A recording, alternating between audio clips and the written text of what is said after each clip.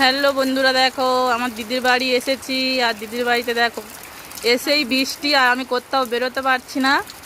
একটা দাদাভাইয়ের সঙ্গে দেখা করতে যাবো বলে তাও যেতে পারছি না। দেখো এত পরিমাণ বৃষ্টি, দেখতে পাচ্ছ। আর আমার জামাইবাবু বাইকটা রেখে দিয়েছে, বাইকটা পুরো সম্পূর্ণ ভিজছে। দেখো আমার দিদিদের আম গাছে কত আম হয়েছে। এই আমটা কিন্তু খুব মিষ্টি, কাঁচা অবস্থায় মিষ্টি, পাকা অবস্থায় মিষ্টি। দেখতে পাচ্ছ বন্ধুরা, আমাদের দিদিদের বাড়ি দেখতে পাচ্ছ। আমার দিদিদের বাড়ি তোমাদেরকে দেখাবো না, ঠিক আছে।